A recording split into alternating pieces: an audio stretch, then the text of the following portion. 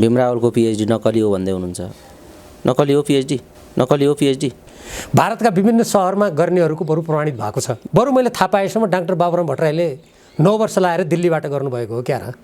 डिग्रीमाथि शङ्का गर्नुपर्ने हुन्छ। बरु प्रधानमन्त्री टुपी कसेर लाग्नु भएको छ। एमसिसीको ठुलै टिम संलग्न रहेछ। त्यो टिमको संलग्नता र त्यसको निर्देशनमा नेपालका अर्थ मन्त्रालयका अधिकारीहरू र अरू जो त्यसमा संलग्न व्यक्तिहरूले त्यो प्रतिवेदन तयार पारेका रहेछन्।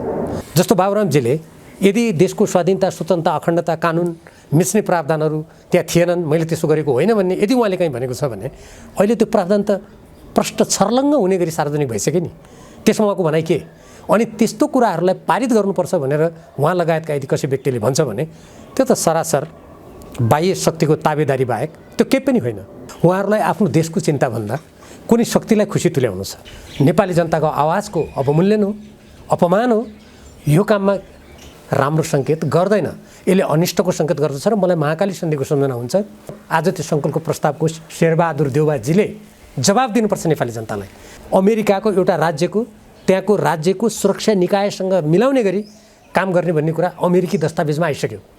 यहाँको परराष्ट्र मन्त्रालयले लुकाइरहेको छ, हामीले माग्दा दिँदैन।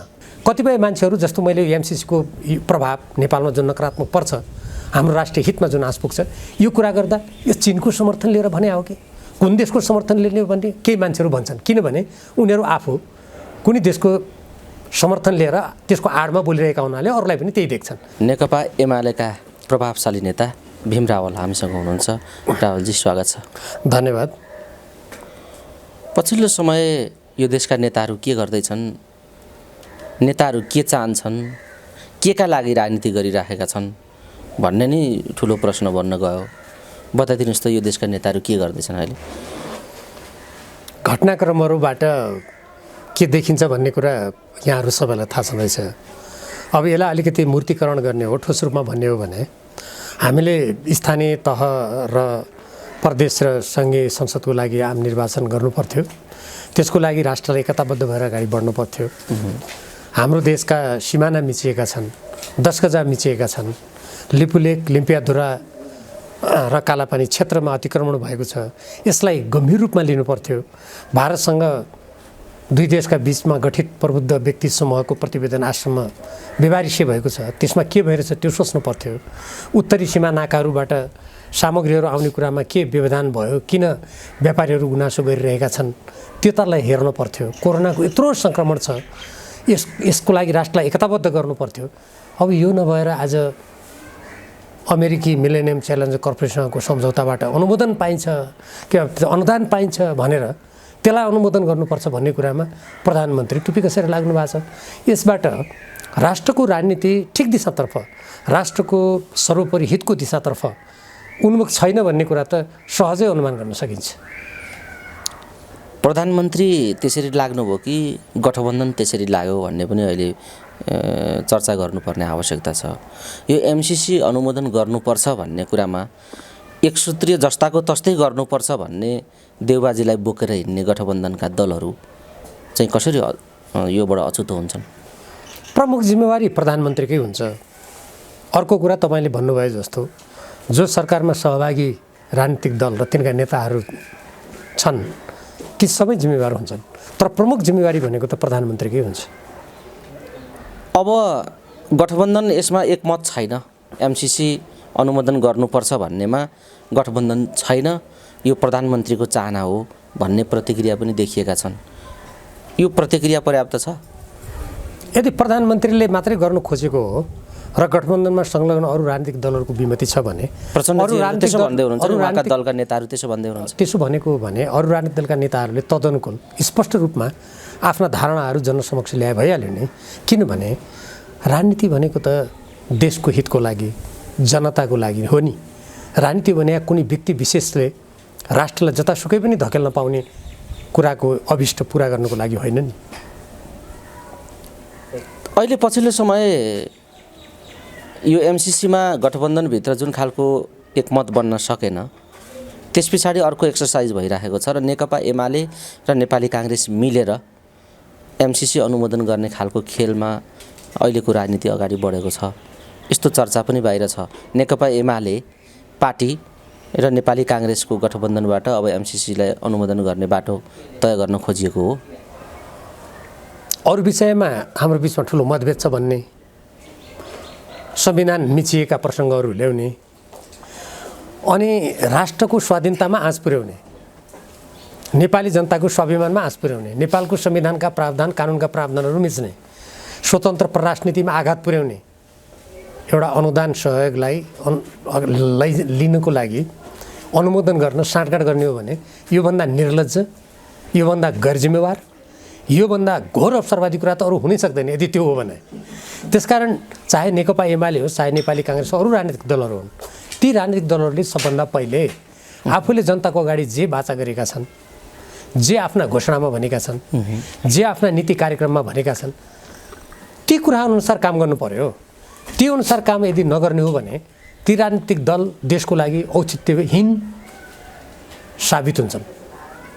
जसरी ओलीजी र देउवाजीको छलफल चलिराखेको छ भन्ने बाहिर सञ्चार माध्यममा आएको छ, त्यो के छलफल चलिराखेको छ तपाईँलाई कति जानकारी छ?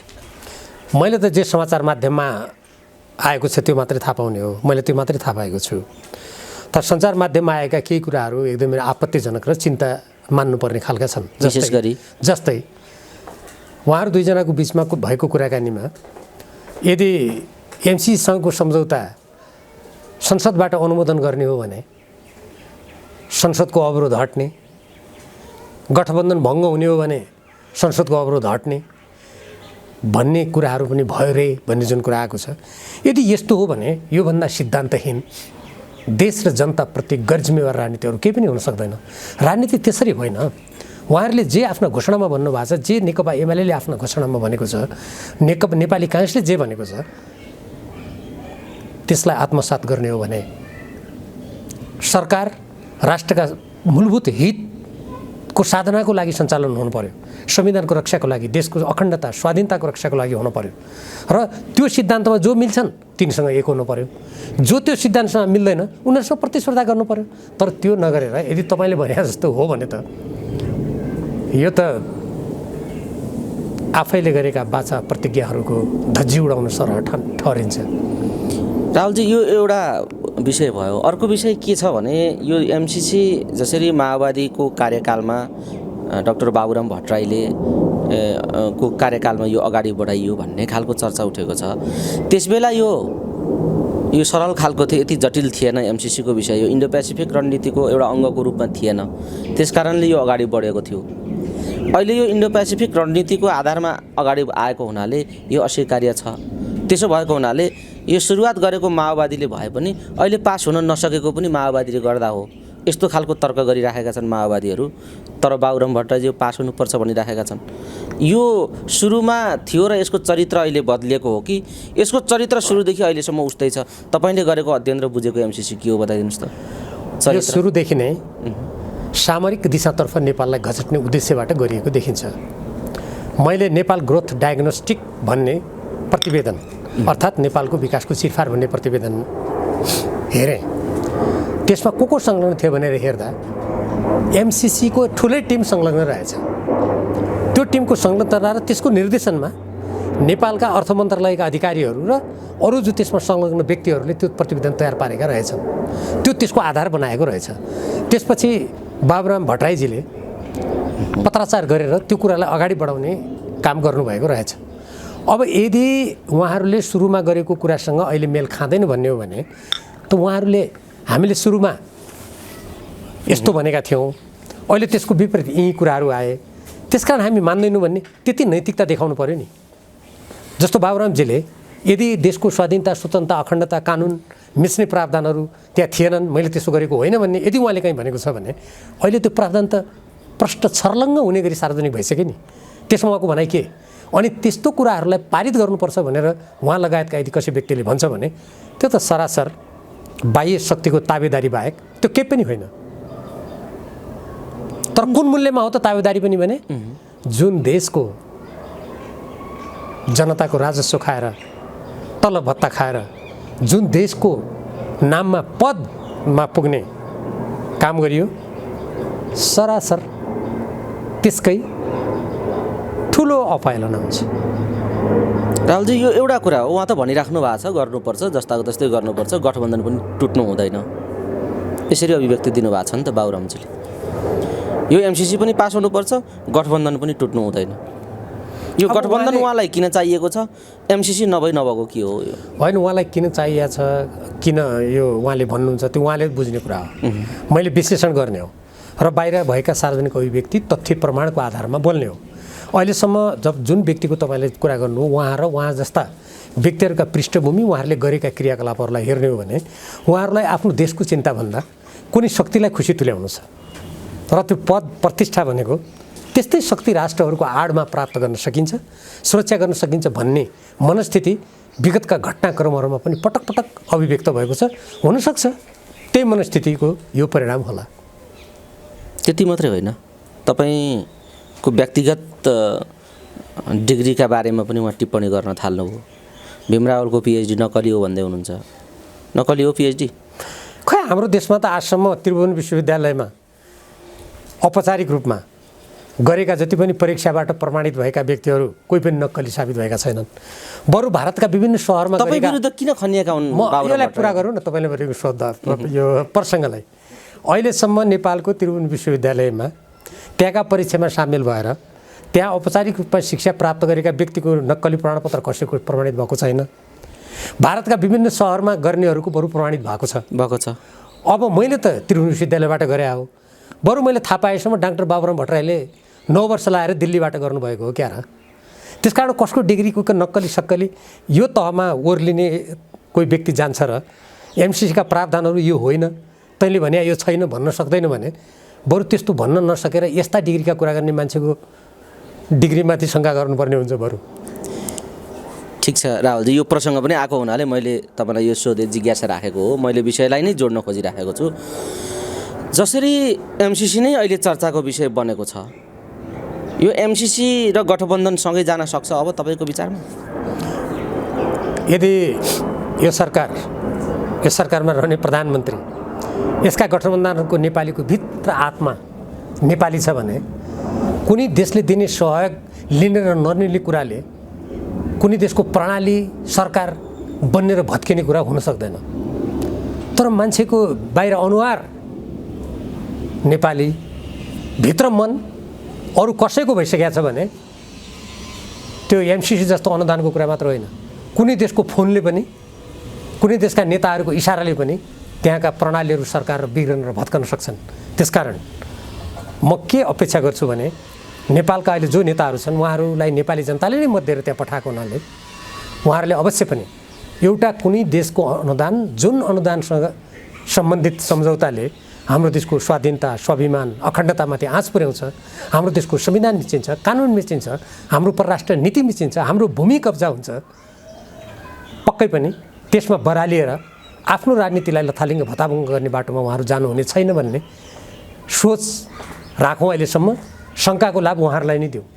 ठिक छ, यो एउटा पाटो तपाईँले राख्नुभयो। तर बाहिर अलिकति किनारामा ठ्याक्क उभिएर यो गठबन्धनमा आबद्ध भएका दलहरू, नेताहरूलाई हेर्दा र काम कारबाहीहरू अहिले यो एमसिसीको विषयमा उठेका बहसहरूलाई हेर्दा ठ्याक्कै पुष्पकमल दाहाल प्रचण्डजी कस्तो भूमिका निर्वाह गरिरहेको तपाईँ पाउनुहुन्छ? बताउनुहोस् त, प्रचण्डजीको भूमिका कस्तो देख्दै हुनुहुन्छ तपाईँ? तपाईँको यो प्रश्नको सन्दर्भमा म नेपाल कम्युनिस्ट पार्टी नेकपाको केन्द्रीय कमिटीको दोस्रो बैठकबाट यो एमसिसीसँगको सम्झौताका सम्बन्धमा पुष्पकमल दाहाल प्रचण्डजी र केपी ओलीजी दुवैले मञ्चबाट पूर्व प्रधानमन्त्री झलनाथ खनाल, म र प्रदीप गेवालीजी रहेको कार्यदल गठन गरेको मलाई सम्झना हुन्छ।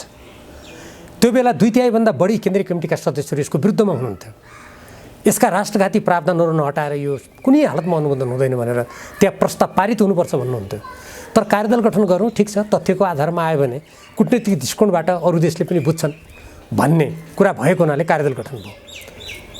त्यो कार्यदल गठन भएर त्यसको प्रतिवेदन प्रस्तुत गरियो। हामीले बालुवाटारमा प्रतिवेदन प्रस्तुत गऱ्यौँ। केपी ओलीजी, पुष्पकमल दाहालजी उहाँहरूले धन्यवाद पनि दिनुभयो त्यो प्रस्तुत गरे बापत। धेरै ठुलो अध्ययन गरिएको छ त्यसमा। तर त्यसलाई बैठकमा ल्याएर टुङ्गो लगाउने काममा केपी ओलीजीले सधैँ अवरोध सिर्जना गर्नुभयो। पुष्पकमल दाहालजीले अध्यक्षको हैसियतबाट त्यसलाई जसरी व्यवस्थापन गरेर अगाडि बढाउनु पर्थ्यो त्यो उहाँले गर्नु भएन। त्यसकारण अहिले पनि फेरि पुष्पकमल दाहाल प्रचण्डजीको बोलाइमा म स्पष्टता देख्दिनँ। मैले सार्वजनिक सञ्चार माध्यमबाट के देखेँ बुझेँ भने उहाँले शेरबहादुर देउवासँगै एउटा पत्रमा हस्ताक्षर गरेर एमसिसीको कार्यालयलाई लेख्नुभएको रहेछ। म यहीँबाट भन्न चाहन्छु, यस्तो संवेदनशील विषयमा उहाँले के पत्र लेख्नुभयो? नेपाली जनता सामु त्यो ल्याउनुपर्छ, सार्वजनिक गर्नुपर्छ। अनि एउटा देशमा संसदमा प्रस्तुत भइरहेको कुनै सम्झौताका सम्बन्धमा अनुमोदन गर्ने कि नगर्ने भनेर देशव्यापी यत्रो बहस चलिरहेको छ। देशभक्त नेपालीहरूले यसका राष्ट्रघाती प्रावधानहरूको विरोध गरिरहेका छन्। अनि कुनै व्यक्तिले व्यक्तिगत रूपमा पत्र लेख्नु भनेको त्यो संसदको विशेषाधिकारको हनन हो, नेपाली जनताको आवाजको अवमूल्यन हो, अपमान हो। यो काममा पुष्पकमल दाहाल प्रचण्डजी पनि संलग्न भएको देख्दा यस प्रसङ्गमा उहाँको भूमिका स्पष्ट छैन कि भन्ने आशंका गर्ने पर्याप्त ठाउँ छ। जसरी एमसिसीको विषय चुलिएको छ, सायद अमेरिकाको पक्षले दिएको अल्टिमेटम भनौँ या उहाँहरूको चाहना भनौँ, त्यो आजकै मिति हो, आजसम्म गरिसक्नुपर्ने, यो एमसिसी अनुमोदन गर्नुपर्ने भन्ने खालको दबाबमा देउबाजी हुनुहुन्छ, अमेरिकी दबाबमा, र ठुलो छटपट्टिमा उहाँ हुनुहुन्छ भन्ने कुरा चाहिँ विभिन्न घटनाक्रमले देखिन्छ, बाहिर आइराखेको पनि छ। यही छटपट्टि र एमसिसीको चर्चाका बिचमा पुष्पकमल दाहाल प्रचण्डजीसँग चिनिया कम्युनिस्ट पार्टीका विदेश विभाग प्रमुखको भेटघाट भयो भन्ने समाचार पनि सार्वजनिक भएको छ। यो कस्तो सङ्केत हो? मलाई पुष्पकमल दाहाल प्रचण्डजीले चिनिया कम्युनिस्ट पार्टीका नेतासँग के कुरा गर्नुभयो, कसो गर्नुभयो, मैले समाचार माध्यममा त्यसको कुनै विस्तृत विवरण भेटाइनँ। अनि के को सङ्केत हो यो? मैले आफूले त्यो नभेटाएको हुनाले त्यसमा उहाँले के कुरा गर्नुभयो, कसो गर्नुभयो, अनुमानको भरमा मैले बोल्न मिल्दैन। एउटा म त्यो पनि आउँछु, त्यो पनि भन्छु। जहाँसम्म तपाईँले शेरबहादुर देउवाजीलाई एमसिसीको दबाब भएर छटपट्टि भइरहेछ भनेर भन्नुभयो, मलाई आश्चर्य लाग्छ यो कुरा सुन्दा।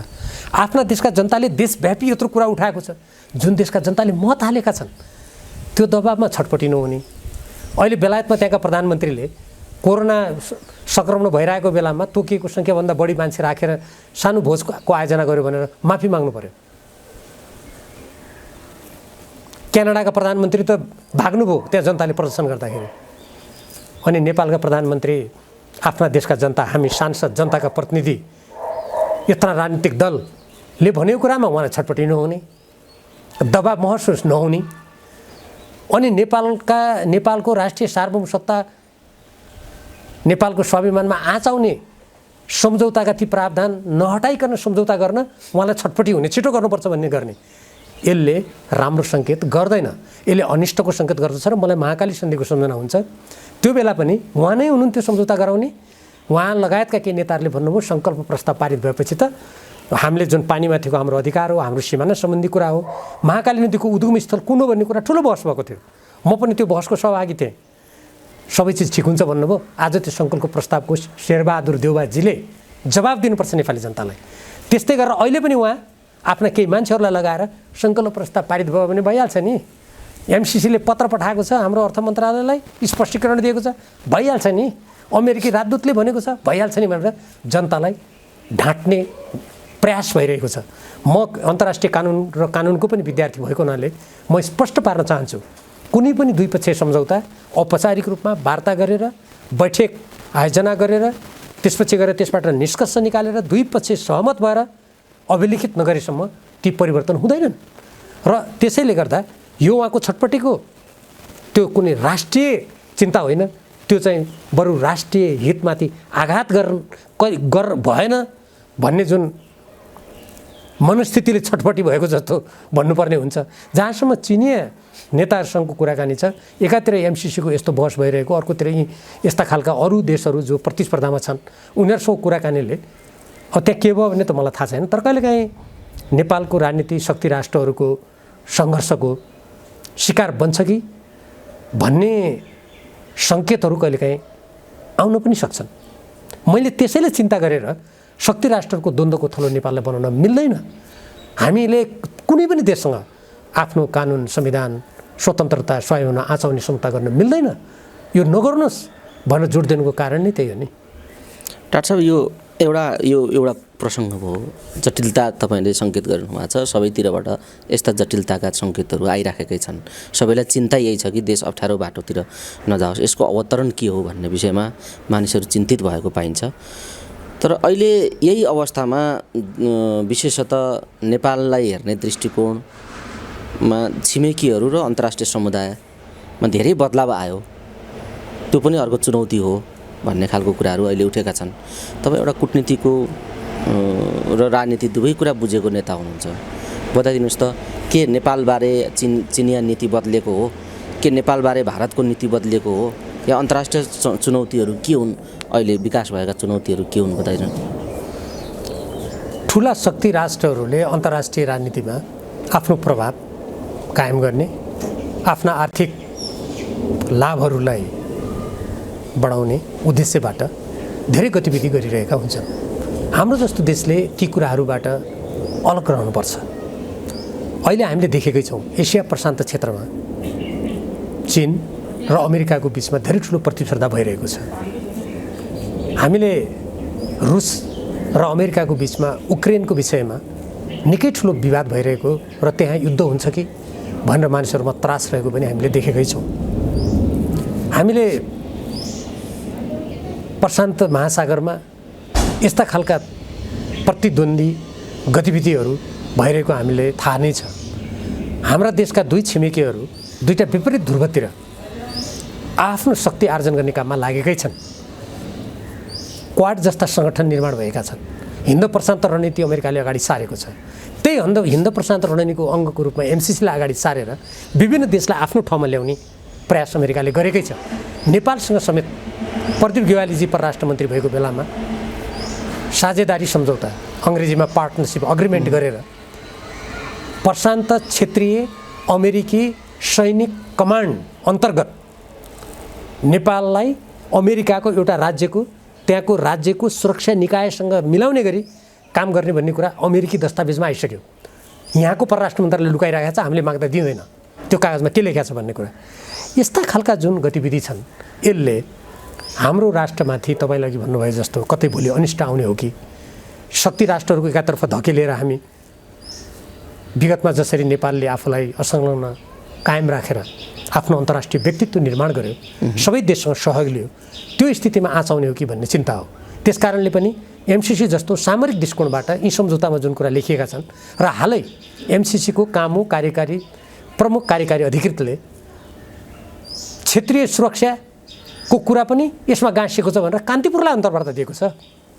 पढ्नु पर्यो त्यो कुरा नेताहरूले। यो स्थिति निसन्देह नै अत्यन्त संवेदनशील कुरा हो र यसलाई हामीले आफ्नो राष्ट्रको चिरकालीन अस्तित्वको विषयसँग गाँसेर हेर्नुपर्छ। जसरी एमसिसीको बारेमा चीन संवेदनशील रूपमा अगाडि चिन्ता व्यक्त गरिराखेको देखिन्छ, यो भारतको चाहिँ चिन्ताको विषय होइन। अब यो चीनले के चिन्ता व्यक्त गर्छ, भारतले के चिन्ता व्यक्त गर्छ, अत्यन्त शक्तिशाली राष्ट्रहरूको चिन्ता हामीले बोकेर साध्य हुने कुरा भएन। हामीले आफ्नो देशको बारेमा कुरा गर्ने हो। कतिपय मान्छेहरू जस्तो मैले एमसिसीको प्रभाव नेपालमा जुन नकारात्मक पर्छ, हाम्रो राष्ट्रिय हितमा जुन आँच पुग्छ, यो कुरा गर्दा यो चीनको समर्थन लिएर भने हो कि कुन देशको समर्थन लिने भन्ने केही मान्छेहरू भन्छन्। किनभने उनीहरू आफू कुनै देशको समर्थन लिएर त्यसको आडमा बोलिरहेका हुनाले अरूलाई पनि त्यही देख्छन्। हामीलाई त्यो सरकारको विषय होइन। अब चीन र अमेरिकाको बिचमा हुने गतिविधि हामीले कुनै चिन्ता गरेर हाम्रा गतिविधिले प्रभावित हुन्छ र हुँदैन नि। हामीले हाम्रो देशको संविधान, हाम्रो देशको प्रणाली, हाम्रो कानुनमा आँच नपुगोस्, हाम्रो राष्ट्रिय हितमा आँच नपुगोस्, हाम्रो सुरक्षा नीतिमा हाम्रो सुरक्षा प्रणालीमाथि सङ्कट नआओस्, हाम्रो देश कुनै शक्ति राष्ट्रको सामरिक स्वार्थभित्रको भुमरीमा नफसोस्, हामी भोलि द्वन्द्वको थलो नबनौँ, हाम्रा आर्थिक हाम्रा जनशक्ति सबै अर्कोको देशको सेवामा घचिने स्थिति नहोस्, हामीले हेर्ने त्यो हो। त्यसकारण अब चीनले के चिन्ता गर्छ, भारतले के चिन्ता गर्छ, त्यो त उहाँहरूले भन्ने कुरा हो, त्यो कुनै मैले भन्ने कुरा होइन। डाक्टर साहब, यो अहिले यही सन्दर्भमा निर्वाचनका कुरा पनि उठेका छन् र तीव्र विवाद भइरहेका छन्। यसमा संवैधानिक र ऐनका प्रावधानहरूका समस्याहरू छन्, संशोधन गर्नुपर्ने कुरा कतिपय विषयहरू छन्, यस्ता कुराहरू उठेका छन् र निर्वाचन समयमा संविधानले ऐनले निर्दिष्ट गरेको समयमा निर्वाचन हुन सक्ने कि नसक्ने भन्ने विषय पनि छ र मिति घोषणा भएन भनेर एमाले सडकमा गयो भन्ने देखिएको पनि छ, गइराखेको पनि देखिन्छ। विद्यार्थीहरू राखे जुलुस सुरु गरिराखेका छन्। तपाईँका विद्यार्थीहरू बताइदिनुहोस् त, यो निर्वाचनको अन्यल के हो, नेकपा एमालेको दृष्टिकोण के हो र किन मिति घोषणा हुन सकेन, निर्वाचनका कानुनी र ऐनका समस्याहरू के हुन्? यो निर्वाचन सम्बन्धमा जुन अनावश्यक बहस भइरहेछ नि, यो हेर्दा मलाई एउटा गम्भीर आशंका लाग्छ। नेपालको न्यायपालिका अहिले व्यथितिको शिकार भएको छ र अन्यलग्रस्त छ। व्यवस्थापिका अर्थात् संसद अवरुद्ध छ, सरकारका काम खुरुखुरु हुन दिएको छ त्यहाँ। तर हामी जनताको र देशको हितका विषयमा आवाज घन्काउनु पर्ने सदस्यहरू अवरुद्ध छौँ। त्यसलाई पनि निकममा बनाउने दिशातर्फ धकेलिँदैछ। सरकार अस्थिर भएको मैले भनिरहनु परेन। दोष त एमालेलाई बढी गइरहेछ नि यो विषयमा। म त्यसमा भनौँला, देशको अर्थतन्त्र सङ्कटग्रस्त छ। कोरोनाको विषाणुको सङ्क्रमणले पारेको प्रभाव अर्कातिर छ।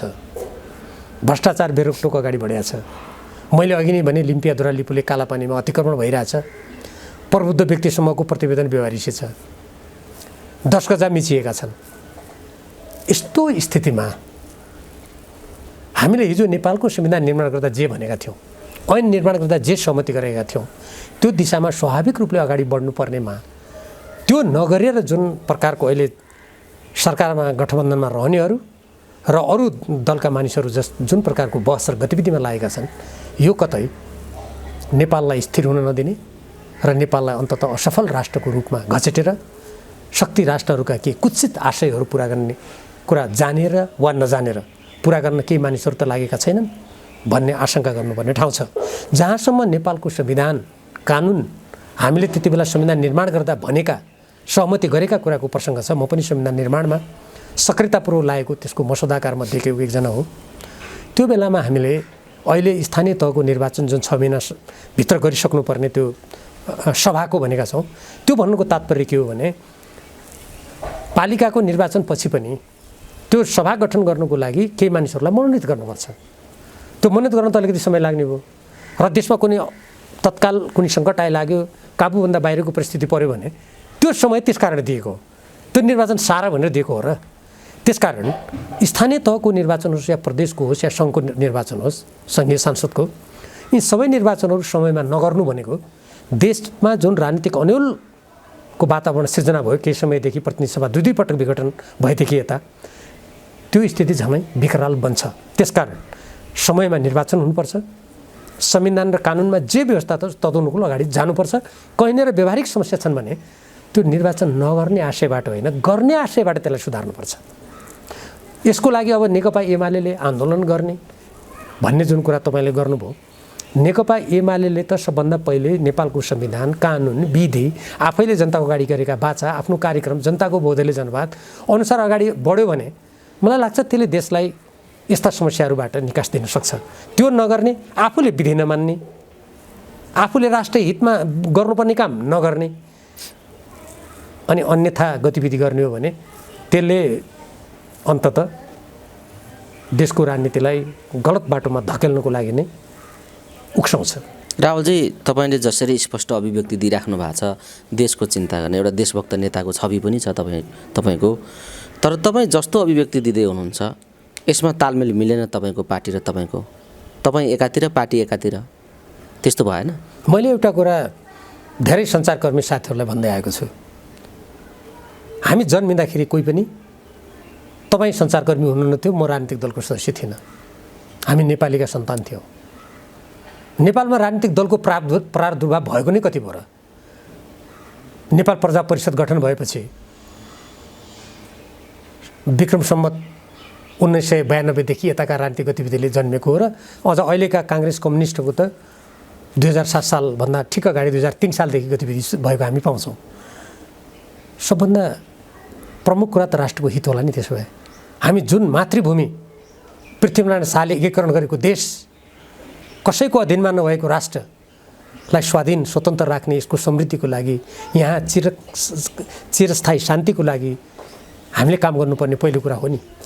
त्यसकारण नेकपा एमाले आफ्ना नीति कार्यक्रम सिद्धान्त जे जति अगाडि सार्यो, त्यो पार्टी पहिले कोर्डिनेसन केन्द्र थियो, 35 सालमा नेकपा माले भयो, 47 सालमा एमाले भयो, 54 सालमा फुट्यो, पछि गएर 2075 सालमा माओवादी र एमाले मिलेर नेकपा भयो।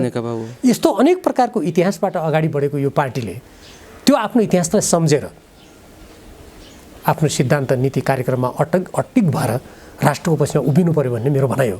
अब मेरो यो भनाइ पार्टीका घोषित औपचारिक नीति सिद्धान्तसँग कहीँ पनि अन्तर्विरोध राख्दैन, त्यो अनुसार छ। अब यो पार्टीको नेतृत्व गर्ने कोही व्यक्ति त्यसको विपरीत जान्छ भने त्यसको जिम्मेवारी त ती व्यक्तिले लिनुपर्छ, म त्यसको लागि जिम्मेवार हुन सक्दिनँ। यो समग्र गतिरोध जे पैदा भएको छ एमालेको घोषित नीतिभन्दा दायाँ बायाँ गर्ने नेतृत्वका कारणले उत्पन्न भएको हो। आजसम्म यो जुन नेपालको कम्युनिस्ट आन्दोलनमा 7 सालदेखि आजसम्मको इतिहास हेर्नुभयो भने मैले त त्यसमा किताबै लेखेको छु। यो नेपालको कम्युनिस्ट आन्दोलन सम्बन्धी पुस्तक मेरो पहिलो पुस्तक हो। मैले गहिरो अध्ययन गरेको छु र मेरो विद्यावारिधीमा पनि मैले त्यसकै सेरोफेरोमा शान्ति प्रक्रिया द्वन्द्वलाई समेत ध्यानमा राखेर थप अध्ययन गरेको छु।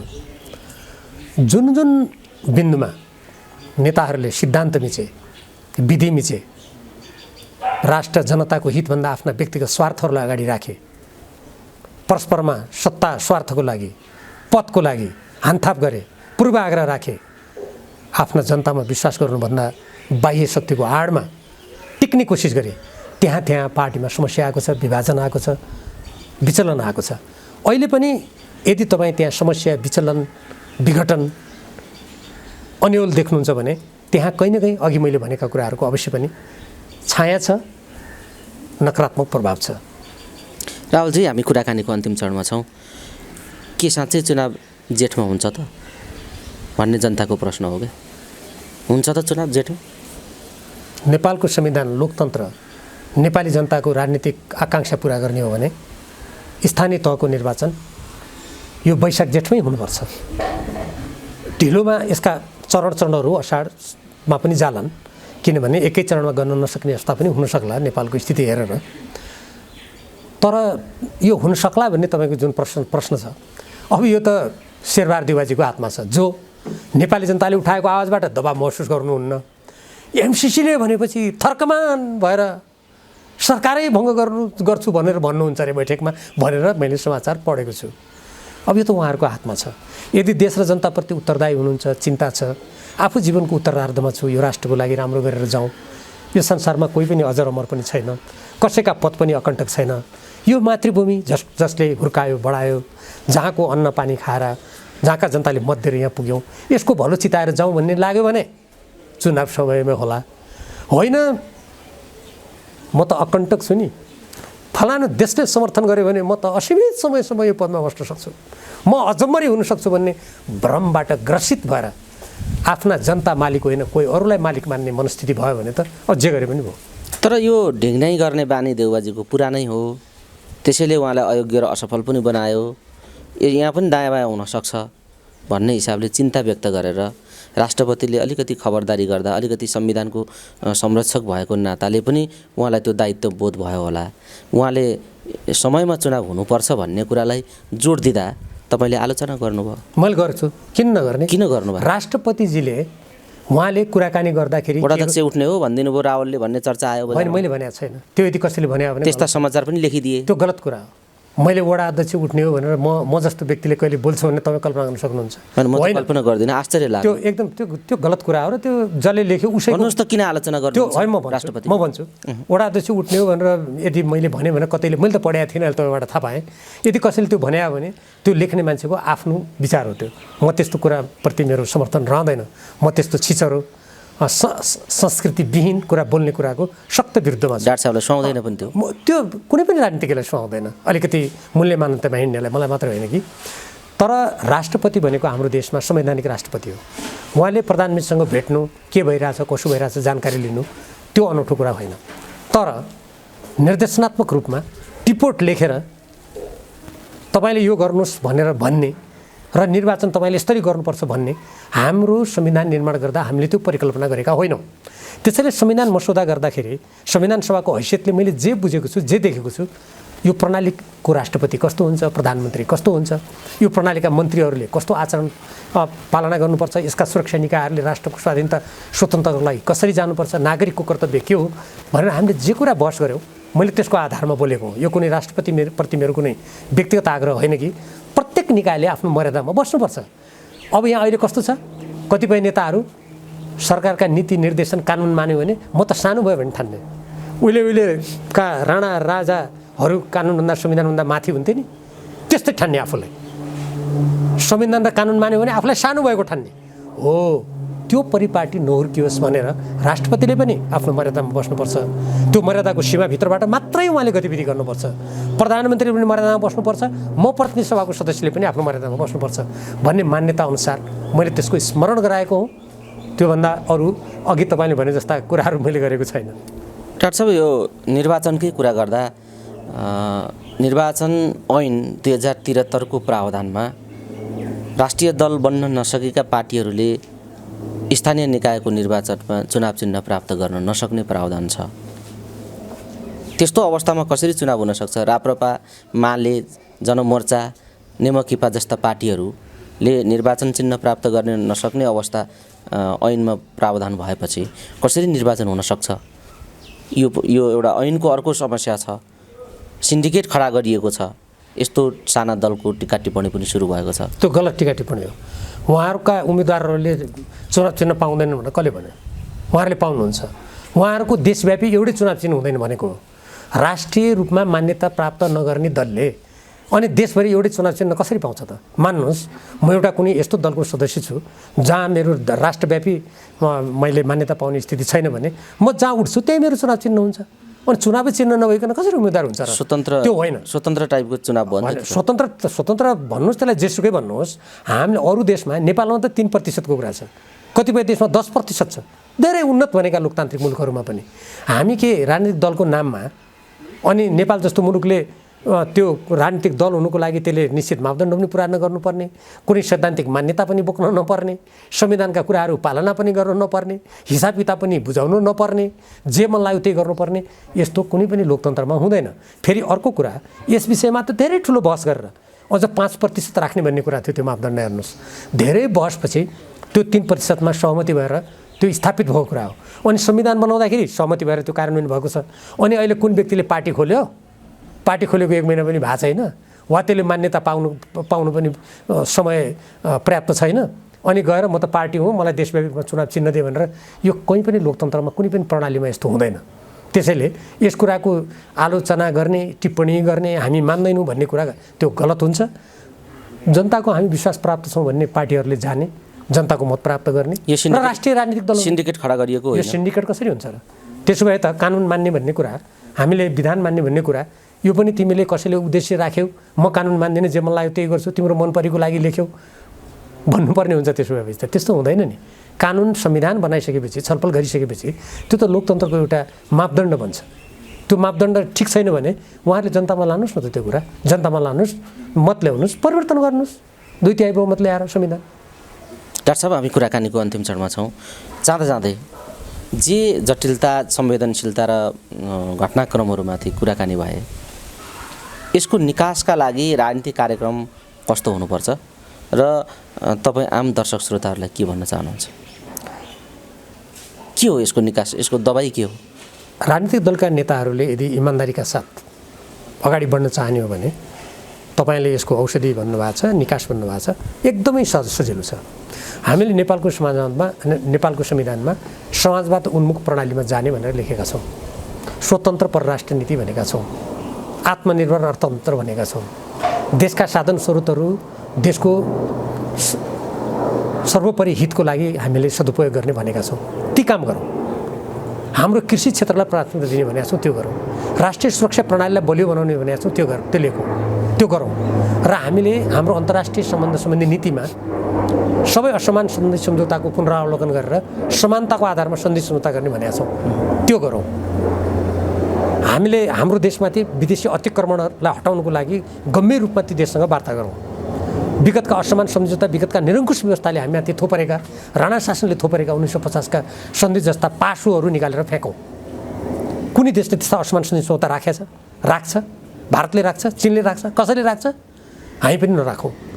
र नेपाली जनतालाई सजिलोको लागि जसरी पनि विदेशतिर धकेल्ने, पढाउने लेखाउने, अरबौँ लगानी गर्ने, विदेशतिर धकेल्ने, यस्तो आत्मघाती बाटो बन्द गरौँ।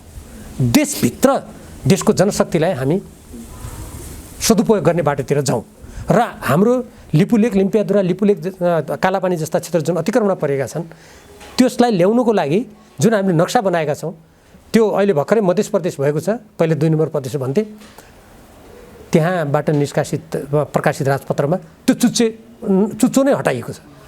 चुच्चो हटाउँदाखेरि परराष्ट्र मन्त्रीले किन ध्यान आकर्षित नगराएको, प्रधानमन्त्रीले किन ध्यान आकर्षित नगराएको त्यहाँको मुख्यमन्त्रीको? यस्ता खालका राष्ट्रको अखण्डतालाई नै आँच पुर्याउने गतिविधिहरूमा कोही नलागौँ, लाग्न नदेऊ। यति गरेपछि यसको निकास हुन्छ र यसको औषधि पनि हुन्छ। त्यसकारण संसारका कुनै पनि देशहरू मैले देखेको आजसम्म त्यहाँको सरकार त्यहाँका नागरिकले देशभक्तिपूर्ण बाटोबाट अगाडि गयो भने त्यो देश राम्रो बाटोमा जान्छ। त्यो देशको अन्नदाना खाने, पानी खाने, पद त्यही देशको लिने, स्वार्थ अर्काको पूर्ति गर्ने। बाटोमा लाग्ने मान्छेहरूको हातमा पद र शक्ति भयो भने तपाईँले भनेको औषधि पनि लाग्दैन। मैले चाहेर जनताले चाहेको एउटा त्यो स्वतन्त्र स्वाधीन अखण्डता बलियो भएको समृद्ध नेपालको त्यो आकाङ्क्षा पनि हामी पुरा गर्न सक्दैनौँ। आदरणीय दर्शक श्रोता, आज हामीले पछिल्लो विकसित घटनाक्रम सँगसँगै विकास भएको एमसिसीको विवाद के हो, गठबन्धन सरकारले गरिराखेको खेलिराखेको भूमिका के हो र नेकपा एमालेको वर्तमान भूमिका के छ, के गरिरहेको छ एमाले र अबको निकास के हुन सक्छ, यिनै विषयमा केन्द्रित रहेर नेपाल कम्युनिस्ट पार्टी एमालेका प्रभावशाली नेता डाक्टर भीम रावलसँग कुराकानी गरेका छौँ। आजको कुराकानीमा हामीले धेरै विषयहरू उद्घाटित गरेका छौँ। विषयलाई उद्घाटित गर्ने दायित्व हाम्रो, धारणा बनाउने जिम्मा तपाईँ दर्शक श्रोताहरूलाई सुम्पदै डाक्टर साहब अमूल्य समय दिनुभयो। यो महत्त्वपूर्ण समय र संवादका लागि यहाँलाई धेरै धेरै धन्यवाद छ। धन्यवाद।